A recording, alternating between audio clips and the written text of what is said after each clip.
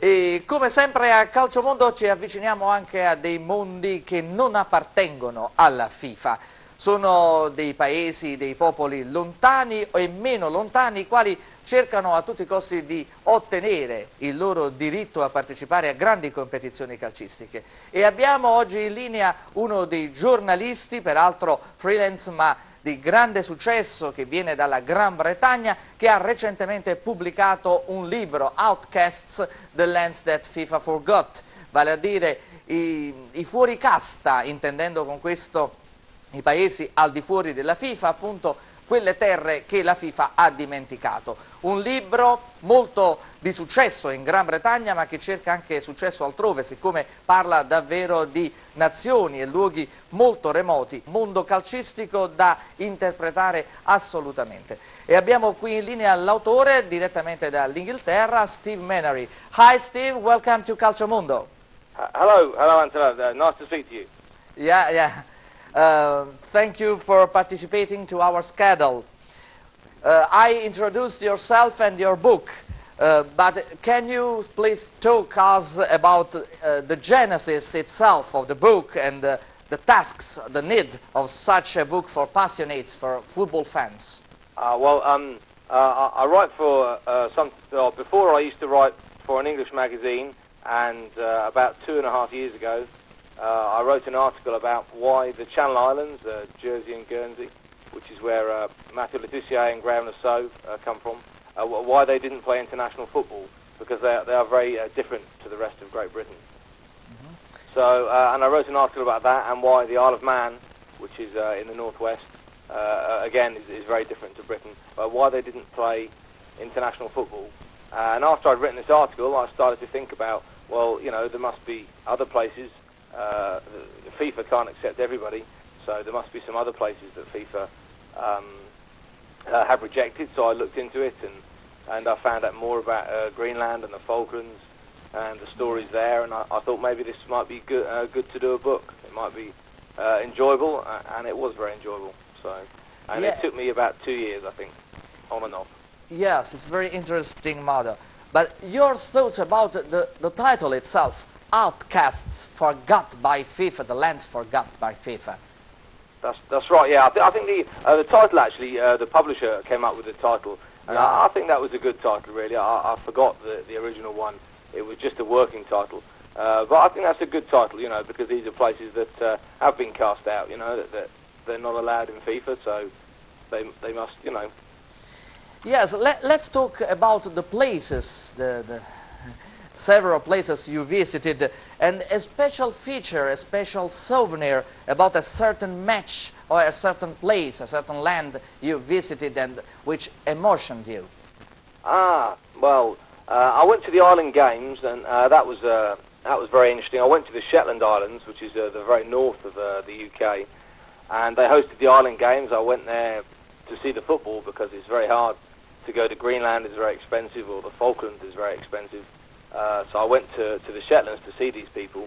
It was much easier, and they were all playing football. And it was it was a very uncommercial event, the Island Games. There's athletics and cycling and other sports, and it's something that's just it's just gone past the media and commerce. There's maybe 2,000 athletes there in many different sports, and it's not commercially exploited, and it's not oversold, and there was a great spirit there, a great spirit of people joining in, and that was, you know, and I enjoyed that very much. So I enjoyed that, and also I went to Hamburg in 2006, just before the World Cup. They had a tournament there for Tibet and Greenland and Northern Cyprus, Gibraltar, and that was very enjoyable too, because it was hosted by San Pauli, who are a very interesting club. So those were both very good experiences doing the book. Okay, that's fine. In your book, 224 pages to be read with full color pictures too. It's made up of some chapters, of course. You already mentioned your visit to the FIFA World Cup in in Hamburg, in Germany, but then you can talk also about Island Games, you talk also about ELF Cup in Turkey, but also in somehow about NF board activities and managers, aren't you? Yes, yes, that's right. Yeah, the NF board people. I went to a couple of meetings, and they were very interesting. You know, they're very interesting people to meet for the NF board. They have you know, great enthusiasm, and because they're trying to do something different, and so they were some nice people. Jean-Luc Kitt and Christian Michelis were very nice people to meet. Yes, of course. As for the Viva Cup itself, you wrote about Lapland's triumph.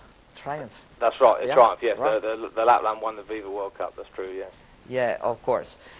Then after the book, let's talk a bit about yourself, your activities as a freelance journalist of some prestigious magazines like World Soccer. Talk, please, about yourself, about your particular ability to be a freelance sport journalist, about international soccer. Just a summary of your activity, as you already told a bit before.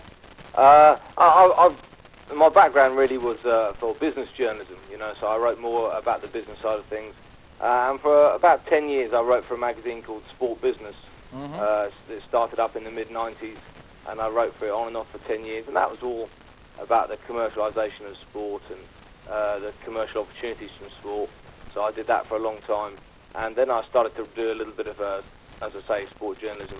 And World Soccer really were very helpful with this book, Outcasts, because I was researching the book and I couldn't find a publisher, and then I found a publisher, but in between the two, World Soccer asked me to write each month on the subject of non-FIFA football, and they said if you find a publisher, then that's great, you know. But so really, for World Soccer was very important to helping the book get published.